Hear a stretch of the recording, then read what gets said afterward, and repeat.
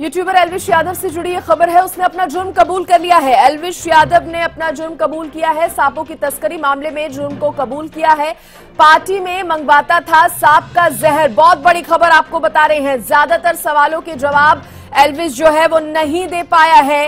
Noida police ने एल्विश को रविवार को गिरफ्तार किया था, जिसके बाद एल्विश से पूछताछ हो रही थी और बड़ी जानकारी, बड़ी खबर ही यही है कि एल्विश ने अपना जुर्म जो है वो कबूल कर लिया है। देखिए, बिग बॉस से में विनर रहे, यूट्यूब से फेमस हुए एल्विश यादव, जो कि एक पब्लिक फिगर बन गए थे, लोगों के चहीते बन गए थे एल्विश यादव कहीं ना कहीं।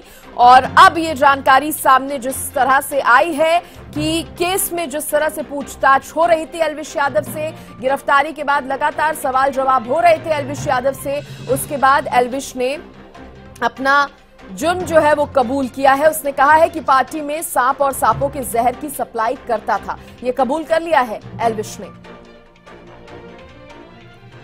जानकारी देने के लिए मेरी सहयोगी अपराजिता श्री मेरे साथ जुड़ गई हैं। अपराजिता, देखिए, बहुत बड़ी जानकारी। जिस तरह से आरोप एल्विश यादव पर अब तक लग रहे थे, लेकिन अब खुद जुर्म कबूल कर लिया है एल्विश ने कि करता था पार्टी में सांप और सांपों के जहर की तस्करी एल्विश।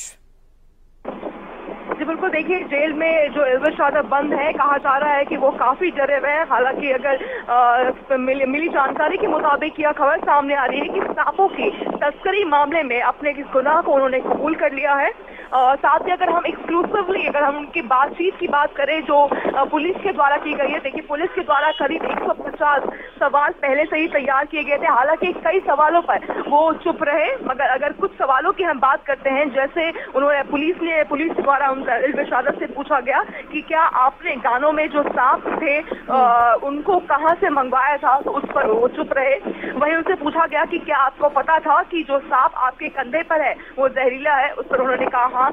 और वैसे ही करीब 150 के करीब सवाल उनसे पूछे गए हैं, जिसमें से कई सवालों पर वो उन्होंने चुप्पी साधी भी थी, वहीं कई सवाल पे उन्होंने जवाब भी दिए हैं। हालांकि अगर हम बात करें तो कुछ सूत्रों के अनुसार ये खबर सामने आ रही है कि उन्हें रात में कुछ दाल रोटी दिए गए थे बिस्किट के साथ, नॉर्मल चाय सुबह उन्हें मिली है। हालांकि ये सभी चीजें उनके सामने आ रही है। और वहीं अगर बात करते हैं आज उन्हें कोई भी किसी प्रकार की मदद नहीं मिलेगी, क्योंकि जब स्ट्राइक चल रही है, किसी प्रकार की वकीलों की स्ट्राइक चल रही है, जिसकी वजह से आज उन्हें किसी प्रकार की मदद नहीं मिलेगी। तो संभवतः आज उन्हें जेल में ही बिताना पड़ेगा।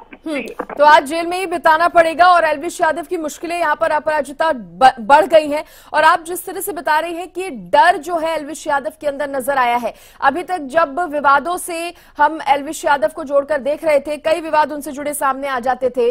कभी यूट्यूबर के साथ लड़ाई कर रहे हैं, मार पिटाई कर रहे हैं, तो कभी इस तरह के अन्य मामले सामने आ जाते हैं। तब एल्विश यादव के अंदर कभी डर नहीं दिखा, लेकिन अब क्योंकि पुलिस की गिरफ्त में है तो डर नजर आ रहा है एल्विश यादव के चेहरे पर भी।